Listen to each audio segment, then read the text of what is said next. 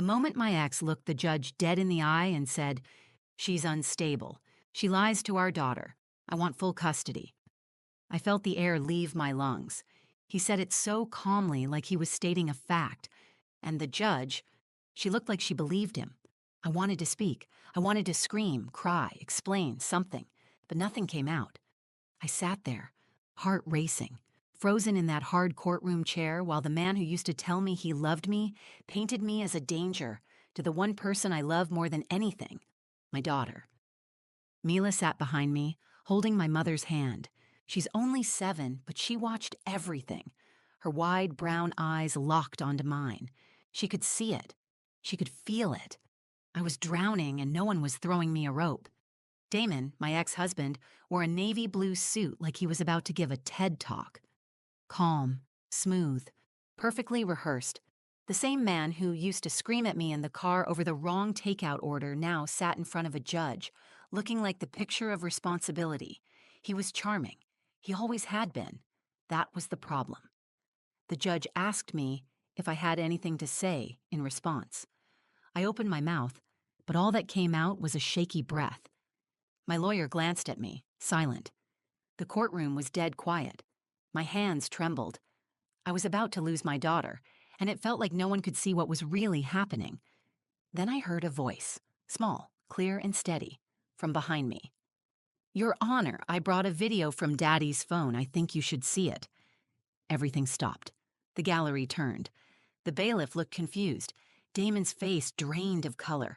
And for the first time that morning, Judge Harmon looked surprised. Mila stood up, still holding her pink school tablet in both hands. She wasn't crying. She wasn't scared. She looked braver than I'd ever seen her.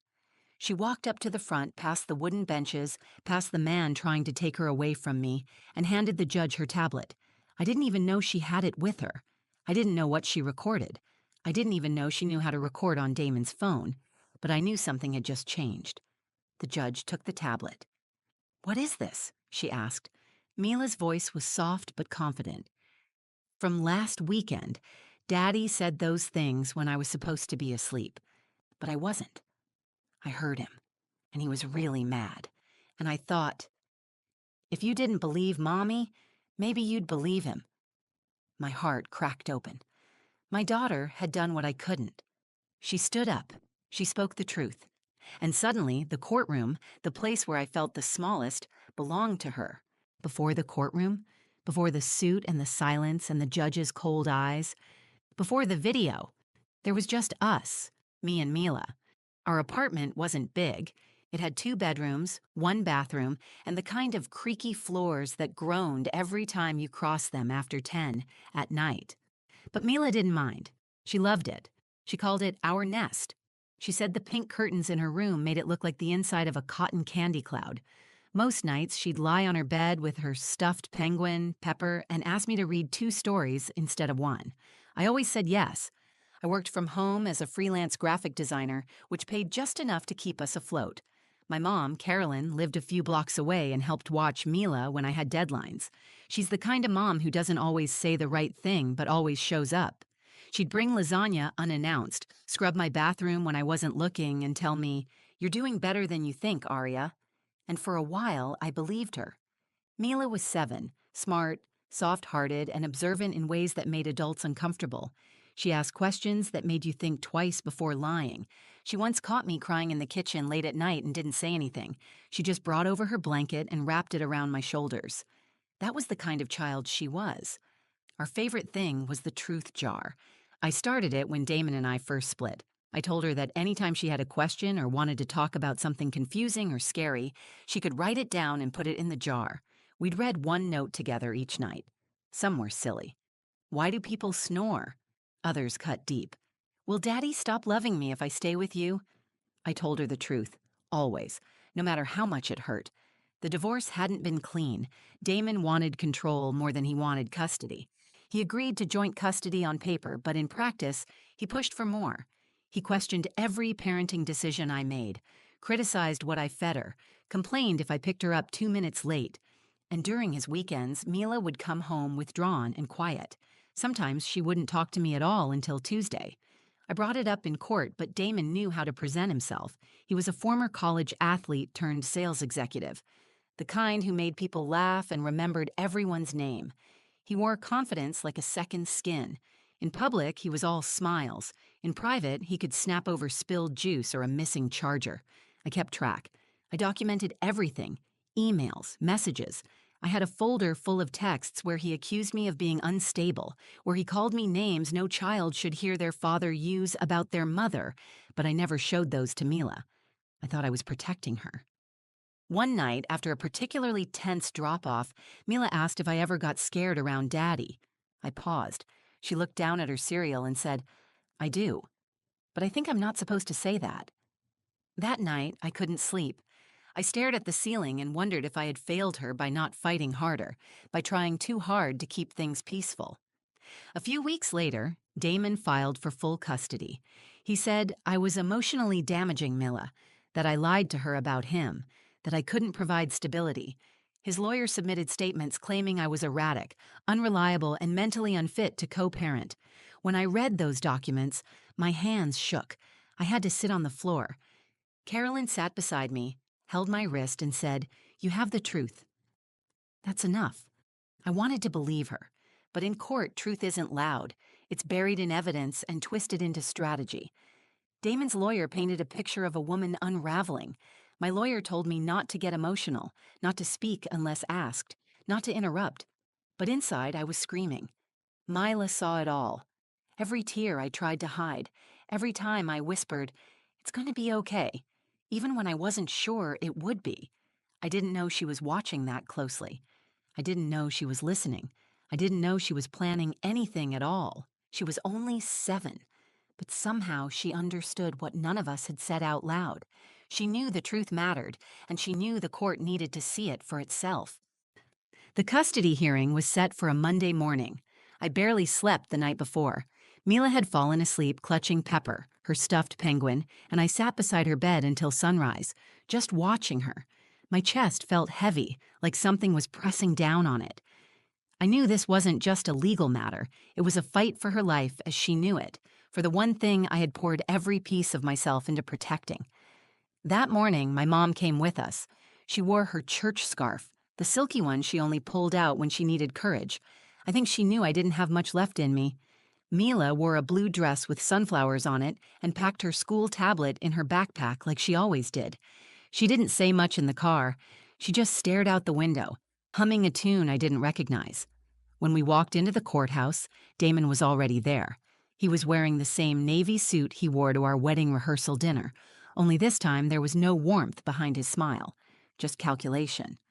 His lawyer stood beside him, clipboard in hand, perfectly groomed, speaking in low tones that sounded rehearsed. Damon turned and looked at me, then at Mila. He smiled and waved like nothing was wrong. Mila didn't wave back. The courtroom felt like a stage, everything polished and cold. My name was on the docket, Damon's too. But the person being judged wasn't just me. It was the version of me he had created on paper. When Judge Harmon entered, the room fell into a quiet tension. She was tall, middle-aged, and didn't waste time. She looked directly at Damon's attorney and said, "You may begin." His lawyer started painting the picture immediately. He described Damon as a stable father. He brought up his consistent job, his clean home, his efforts to shield Mila from Arya's emotional unpredictability. He presented texts between Damon and me, taken completely out of context. In one, I told Damon I was overwhelmed and exhausted. He framed that as evidence of mental instability. In another, I asked him not to raise his voice around Mila. That was twisted into a claim that I was controlling and manipulative. I sat there while the person I had once shared a life with turned everything I'd ever said into ammunition. Damon added his own voice when asked. "She's not well," he said, calm and collected. "She tells our daughter I'm the bad guy. She confuses her. She makes Mila afraid of me. I don't want to take her away out of spite. I'm doing this to protect her." Protect her. That word hit me like a slap. Judge Harmon looked at me. "Ms. Lennox, do you have a response?" I opened my mouth, but nothing came out. The words were in my chest, pounding to be released, but my voice betrayed me. My heart raced. My tongue felt heavy. All I could do was look over at Mila, who sat behind me, her little legs swinging off the bench. She gave me a look I'd never forget, worried but not afraid. My attorney cleared his throat and offered a weak response about my emotional resilience and how overwhelm is a natural part of single parenting. It wasn't enough. It didn't scratch the surface of what was really happening.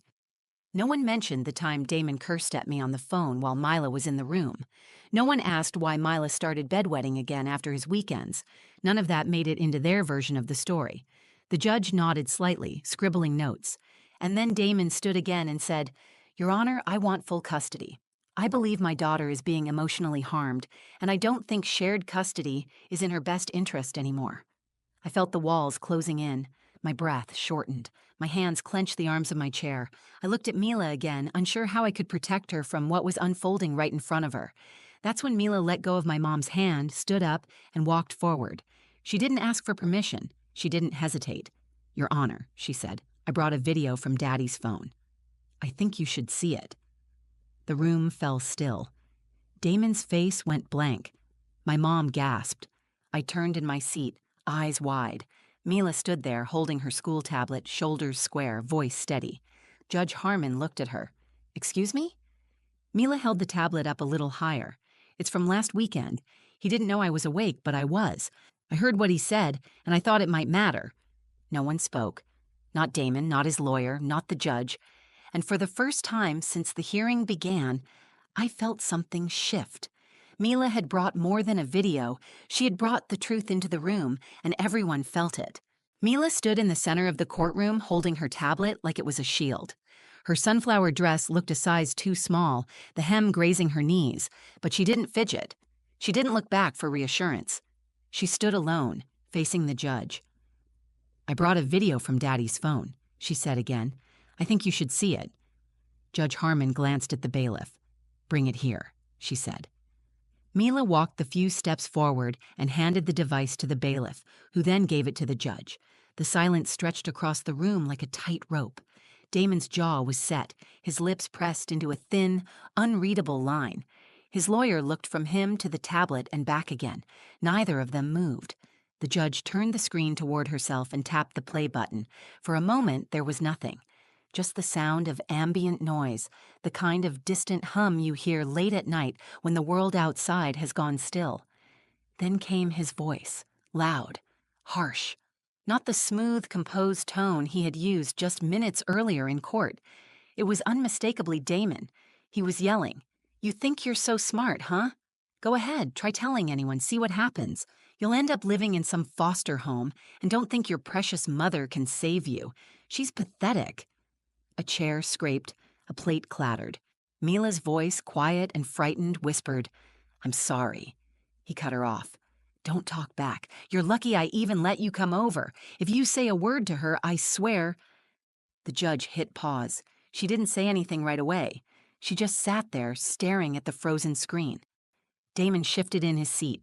His lawyer leaned in, whispering something fast and panicked, but the judge raised her hand to silence him. "Where did this come from?" she asked, her voice even. Mila answered without hesitation. "He left his phone on the couch. I heard him yelling, and I wanted to record it. I was scared, but I thought if someone heard it, maybe they'd believe me and Mommy." My chest tightened. My daughter had been scared. She had made a plan, and she had followed through with more courage than most adults I know. I wanted to run to her, wrap my arms around her, tell her she should never have had to do any of this. But I stayed in my seat, because this moment belonged to her. Damon spoke up, his voice suddenly forced and defensive. "Your Honor, that recording is taken completely out of context. I was disciplining her. She was misbehaving and—" "Enough," the judge said. Her voice wasn't loud, but it cut through the room like a blade. Damon stopped talking immediately. Judge Harmon turned to Mila.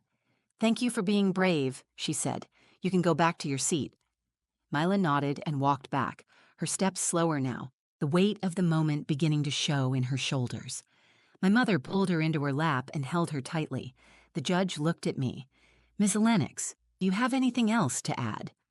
This time, I found my voice. "No, Your Honor. I think my daughter said it all." The judge nodded once, then leaned back in her chair. She closed her eyes for a moment, then opened them and looked across the courtroom.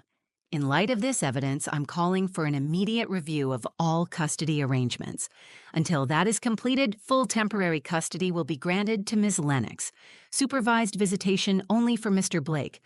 Bailiff, please escort Mr. Blake from the courtroom until further notice. Damon stood, stunned. You can't be serious. Sir, the bailiff said, stepping forward.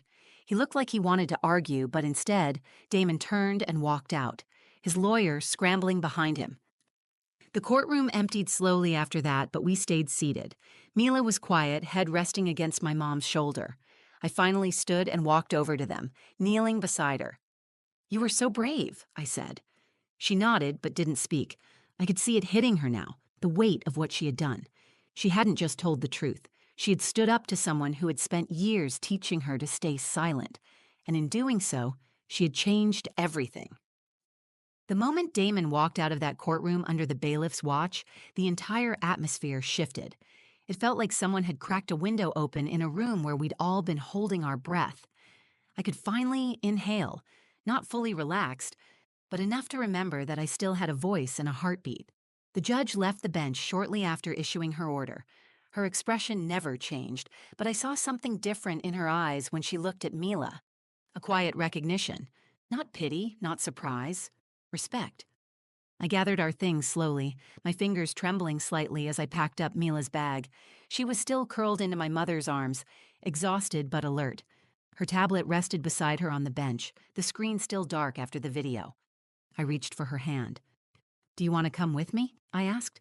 She nodded and slid down from the bench. As we walked out of the courtroom, people watched us. A few glanced away quickly. Others held their stares longer. One woman mouthed the word brave as we passed her. Outside the courtroom doors, I knelt down to Mila's height. My hands rested gently on her arms. Are you okay? She shrugged, then finally said, I didn't want to do it. But I had to. I know, I said. I'm so proud of you. You shouldn't have had to carry that alone. She looked down at the floor. I didn't know if they would believe me. My throat tightened. They did. Because you told the truth, and because you were strong enough to stand up when no one else could. Mila looked up at me, her eyes glistening with quiet tears. Does this mean I don't have to go back to Daddy's house? I pulled her into my arms, holding her as tightly as I could without breaking her. You're safe. That's what matters. The court officers gave us a few more instructions, including a temporary supervision schedule for Damon. He would be evaluated by a court-appointed counselor before any further access to Mila. It wasn't over. There would be more hearings, more documents, more days in courtrooms that felt like battlegrounds. But the hardest part was behind us. That afternoon, we went straight to my mom's house. I didn't want to be alone. I didn't want Mila to go back to our apartment and feel the silence that sometimes echoed too loudly in small spaces. My mom made soup, even though it was warm outside. She always made soup on emotional days. She said it gave her something to stir when everything else felt out of control. Mila sat at the kitchen table drawing a picture with crayons while I filled out more court paperwork on the couch. At one point, she walked over and handed me what she'd made. It was a picture of two hands holding a heart. Underneath, she wrote in big, uneven letters, "Truth is brave." I cried then, not the quiet, hidden kind, but the kind that comes from deep inside your chest when the pain has finally found its exit. Mila didn't say anything. She just sat beside me, leaning her head against my arm. That night, before bed, we went back to our truth jar. It had been collecting dust for a few weeks. I held it in my lap while Mila sat across from me on her bed. Do you want to go first? I asked. She shook her head and pointed to the folded note on top. I opened it and read aloud. What happens when the truth hurts people? I looked up at her. Did you write this? She nodded. Her voice was quiet.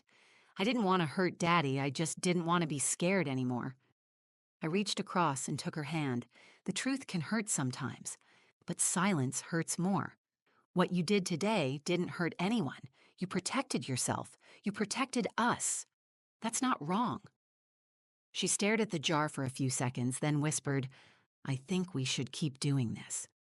We will, I said, every night. That night, after she fell asleep, I walked into the living room and stood by the window. The streetlights flickered outside, cars passed, life went on. But everything inside our world had changed. Damon no longer controlled the narrative. He no longer controlled Mila's voice. And for the first time since the divorce, I felt like I could breathe deeply, knowing that I wasn't alone in this fight anymore. My daughter had stepped into a world far too heavy for her years, and she didn't just survive it, she changed it. The final custody hearing happened 4 weeks after the day Mila stood up in court. By then, everything had changed. The court-appointed counselor who interviewed Damon filed a detailed report. It outlined controlling behavior, emotional instability, and a concerning lack of empathy for Mila's well-being.